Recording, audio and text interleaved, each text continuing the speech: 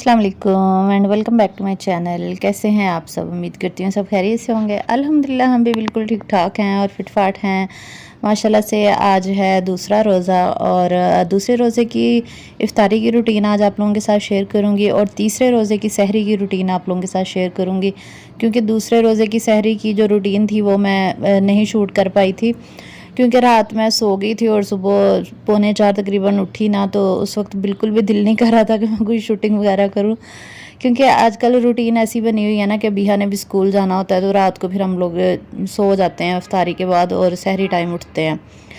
इस वक्त सुबह के 7 बजे का टाइम है और आज दूसरा रोज़ा है और अबीहा के लिए यहाँ पे मैं लंच बना रही हूँ। लंच बॉक्स में उसको जो देती हूँ, यहाँ पे मैंने बंस जो हैं ये ले ली हैं।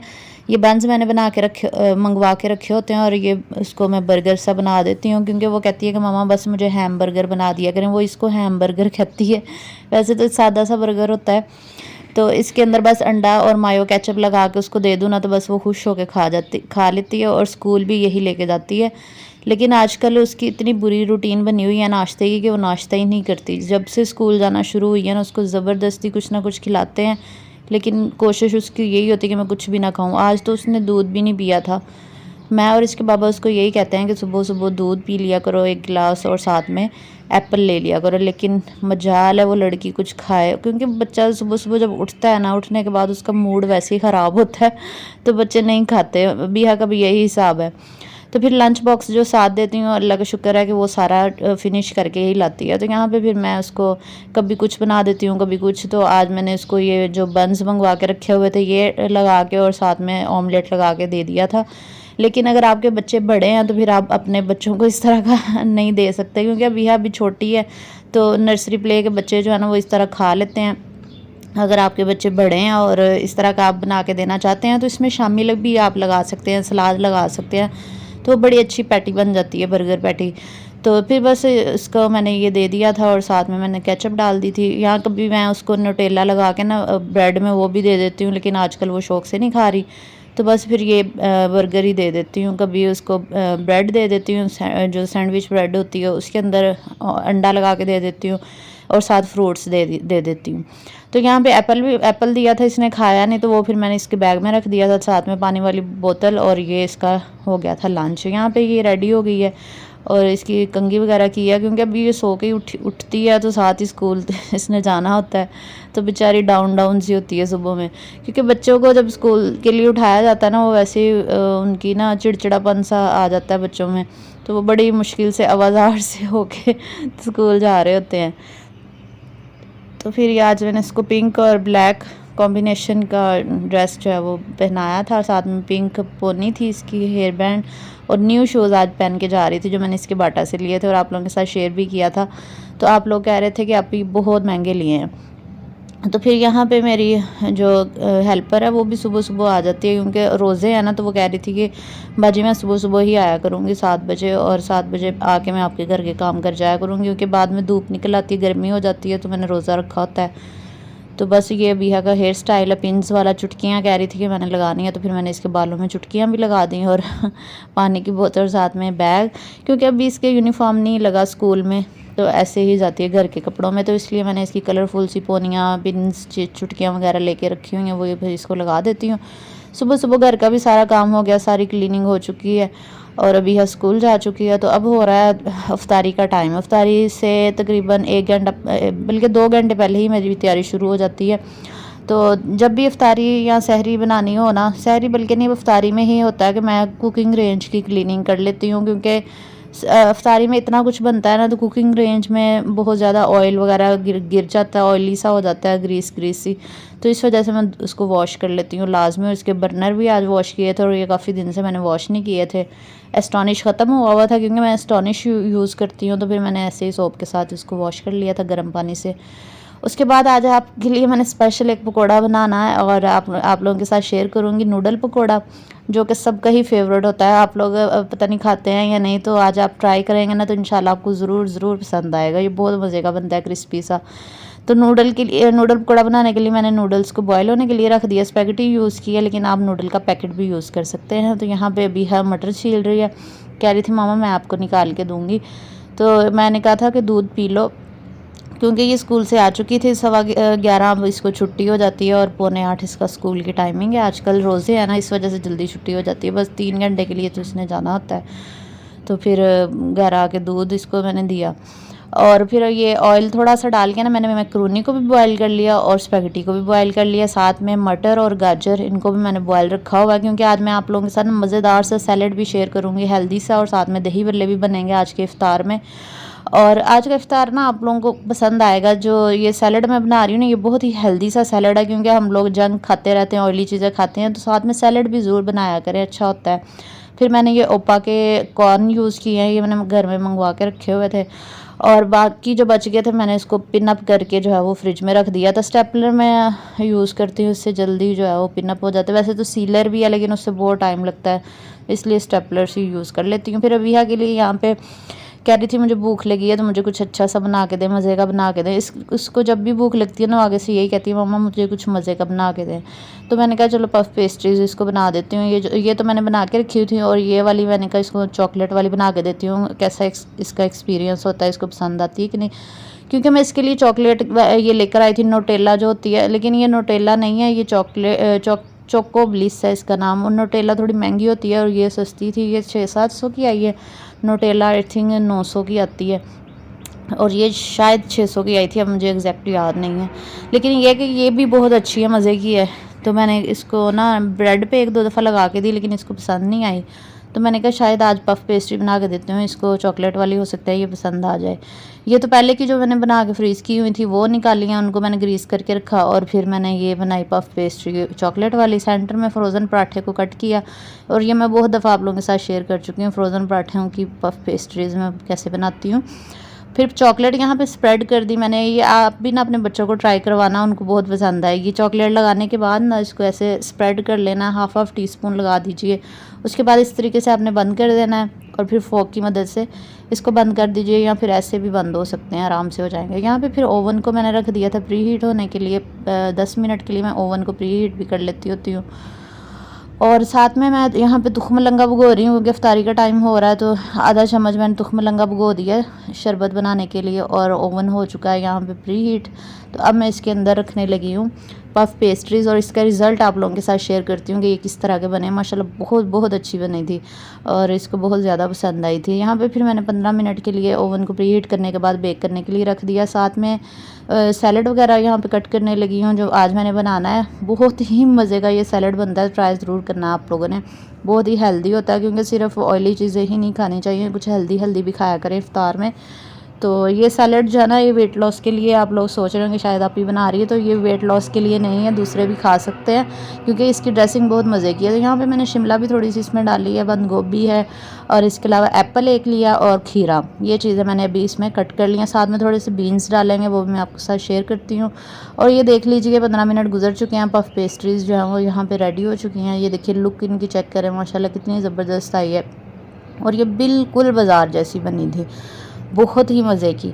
लेकिन अगर आप फ्रोज़न बना रहे हैं ना, आपने पहले से बना के रखी हुई हैं, तो फिर उनको 15 मिनट के लिए बाहर रखें, फिर ओवन में आप उसको बेक करें। तो यहाँ पे ये खुश हो गई थी पेस्ट्रीज़ को देखने के बाद, तो इसने बहुत शौक़ से खाई थी, क्योंकि बनी ही इतनी अच्छी थी।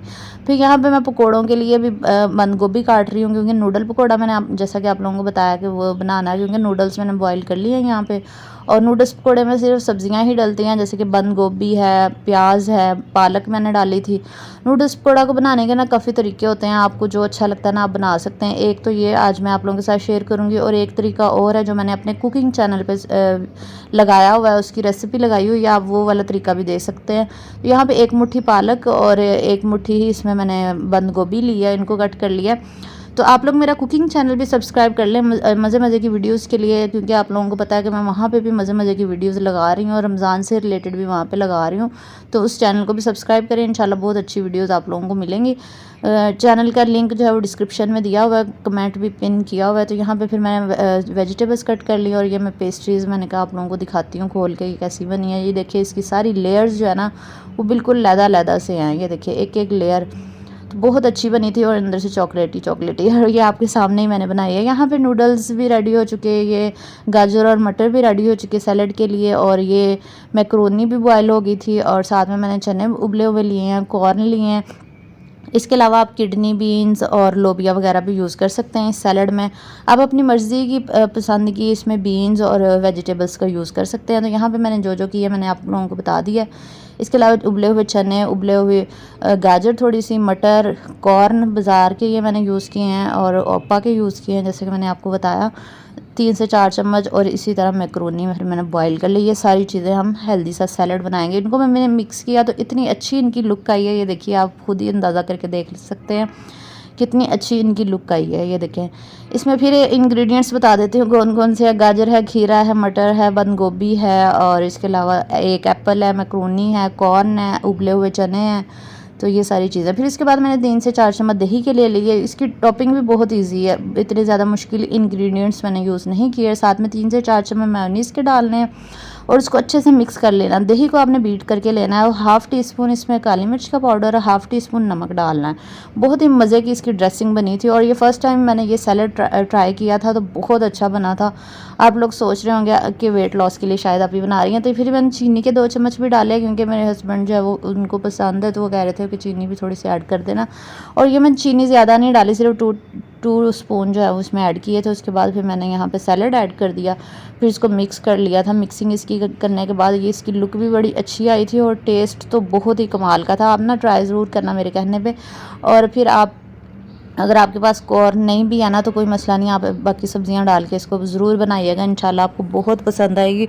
और मैं आप लोगों को ये सजेस्ट करूँगी कि आप डेली ही बनाया करेंगे हेल्दी सा सैलड और इसकी ड्रेसिंग बेशक चेंज कर लिया करें। फिर मैंने दही बल्ले भी आज बनाने थे। ये बल्ले मैंने पहले से ही बना के फ्रिज में रखे होते हैं और इसकी रेसिपी भी आप लोगों के साथ बहुत दफ़ा शेयर कर चुके हैं। और रमज़ान की जो प्रिपरेशन की वीडियोस बनाई थी उनमें मैंने ये आपको 2 दफ़ा बनाने सिखाए हैं दाल के, और इनको स्टोर करने का तरीका भी बताया हुआ। फिर दही बीट किया हुआ लिया, साथ में चाट मसाला एक हाफ़ टी स्पून और 1 टीस्पून इसमें मैंने ये जो चटनी होती है ग्रीन चटनी वो डाल दी है और साथ में थोड़ा सा नमक डाल दिया। फिर इसको अच्छे से बीट कर लेना है। बीट करने के बाद आपने ये जो बल्ले हैं इनको मैंने ना फ्रीज़र से निकाल के रख दिया था तकरीबन 2-3 घंटों के लिए ना पानी में भिगो दिया था। फिर निचोड़ने के बाद अब मैं इसकी फ़ाइनल लुक ला रही हूँ। उसके बाद फिर मैंने इसमें दही ऐड कर दिया, बल्लों को निचोड़ लिया था तो सारा ऑयल निकल गया था इसका।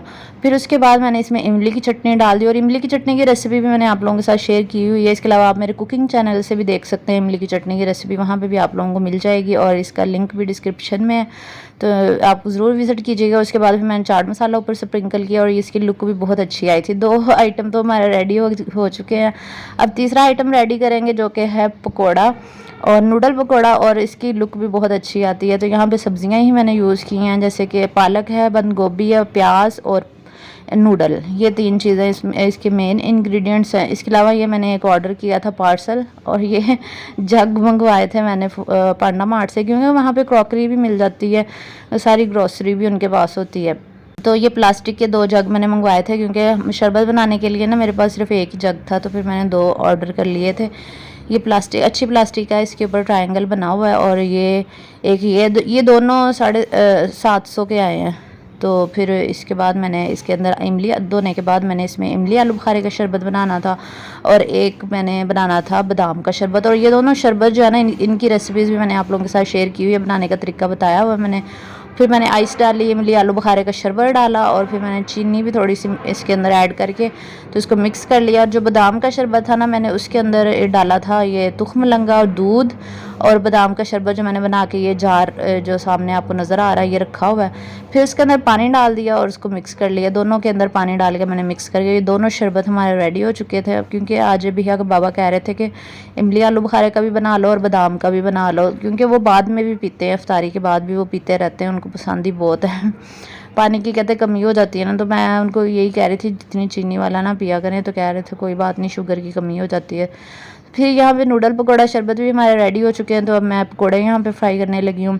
पकौड़ों का मटेरियल जो मैंने तैयार किया वो आपके साथ शेयर करती हूँ। यहाँ पे एक लेमन मैंने इसके अंदर निचोड़ा और साथ में पकौड़ा मिक्स जो मैंने रेडी करके रखा हुआ था और आपके साथ मैंने शेयर भी किया हुआ कि पकौड़ा मिक्स कैसे बनाते हैं, वो मैंने डाल दिया। साथ में थोड़ा सा नमक, अगर आपके पास पकौड़ा मिक्स नहीं है तो आपने इसके अंदर थोड़ा सा ज़ीरा, धनिया पाउडर और इसके अलावा कुटी हुई लाल मिर्च, नमक और मोटा कुटा हुआ ज़ीरा, मोटा कुटा हुआ धनिया, वो सारा डाल के नमक और हरी मिर्चें, लीमू, थोड़ा सा चाट मसाला डाल के उसको अच्छे से मिक्स कर लेना बेसन डालने के बाद। बेसन के ये सारे इंग्रेडिएंट्स आपको बता रही हूँ क्योंकि मैंने बेसन के अंदर ये सारे इंग्रेडिएंट्स जो है ना वो डाल के रखे हुए हैं और पकौड़ा मिक्स मैंने पहले ही बनाया हुआ है।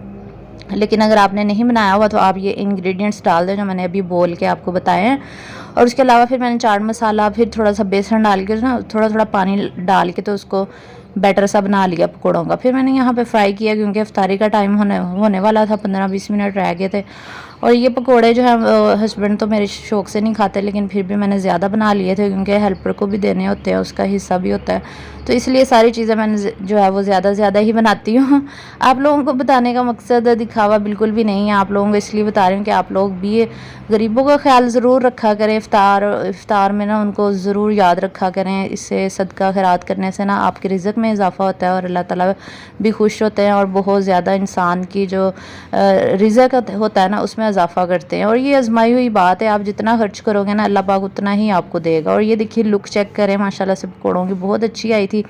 और ये नूडल पकौड़ा ना आपके बच्चे बहुत शौक़ से खाएंगे। अगर आपके पास ये वाले स्पैगेटी का नहीं बनाना चाहते तो ये नूडल जो बाज़ार से मिलते हैं ना पैकेट, जो बच्चे खाते हैं ग्रीन वाले रेड वाले, वो भी आप इसमें डाल सकते हैं। और नूडल्स को बॉयल करने के बाद आपने ऐसे ही बनाना है उसका पकौड़ा, और उसके अंदर जो मसाला निकलता है ना वो भी आपने डाल लेना, उससे भी बहुत अच्छी इनकी टेस्ट आएगा। बाकी इंग्रेडिएंट्स आपने यही डालने हैं जो मैंने बताए हैं। तो ये देखिए कितने अच्छे लच्छेदार पकौड़ा मिक्स रेडी हुआ। ये सब हमारे इफ्तारी का सामान है, देख लें। दही बल्ले हैं, सैलड है, पकौड़े हैं, इसके अलावा बादाम का शरबत, इमली, आलू बुखारे का शरबत, चटनियाँ हैं 2 किस्म की। यहाँ पे इमली की चटनी एक मैंने बनाई थी, और इसके अलावा ये रायता, और साथ में ये इमली आलू बुखारे का शरबत। ज़्यादा नहीं बनाया था, हाफ़ जग ही बनाया था, और क्योंकि मैं नहीं पीती मीठा, कम ही पीती हूँ। और साथ में बादाम का शरबत था। तो ये थी हमारी आज का इफ्तार मेन्यू। दही बल्ले बहुत अच्छे बने थे, और ये सैलड तो कमाल ही था। तीनों चीज़ें बहुत ही अच्छी बनी थी। और आज मैंने बहुत ज़्यादा चीज़ें नहीं बनाई थी। अब मैंने सोचा कि बहुत ज़्यादा फ्राइड आइटम नहीं बनाया करने, कम से कम कोशिश करनी है हेल्दी चीज़ें ही खाएँ, क्योंकि सैलड हेल्दी है, दही बल्ले भी हेल्दी हैं, और बस ये पकौड़े जो है ना ये फ्राइड हैं, जंक में आ जाते हैं, लेकिन बाकी चीज़ें अच्छी ही हैं। अच्छा, मैंने आप लोगों से एक बात शेयर करनी थी कि मेरी सिस्टर का चैनल है, आप ज़रूर विज़िट कीजिएगा। लिंक मैंने दिया हुआ है, कमेंट में पिन किया हुआ है, और भाभी का भी है। और दोनों चैनल्स को ना ज़रूर विज़िट कीजिएगा, माशाल्लाह बहुत अच्छी वीडियोस होती हैं। सिस्टर मेरी व्लॉगिंग करती है और भाभी कुकिंग करती हैं, और व्लॉगिंग उसकी बहुत अच्छी होती है, और साथ में वो घरेलू उसकी रूटीन होती है वीडियोज़ में, और इसके अलावा कुकिंग भी होती है। मज़े की वीडियोज़ आपको मिलेंगी। और इसके अलावा भाभी का भी ज़रूर देखिएगा, कमेंट में मैंने पिन किया हूँ, मैं दोनों चैनल्स तो ज़रूर विज़िट करना आपने। फिर ये नेक्स्ट मॉर्निंग की रूटीन है। यहाँ पे सहरी का टाइम हो रहा है, ये 3rd सहरी, यानी कि आज की सहरी की ये मैं बना रही हूँ। यहाँ पे सहरी बन रही है, और सिर्फ 2 ही रोटियाँ हमारी बनती हैं सहरी में। मेरा तो बिल्कुल खाने को दिल नहीं करता, लेकिन हाफ़ रोटी मैं खा लेती हूँ, क्योंकि हस्बैंड जो है वो 1.5 खाते हैं, फिर हाफ़ मैं खा लेती हूँ।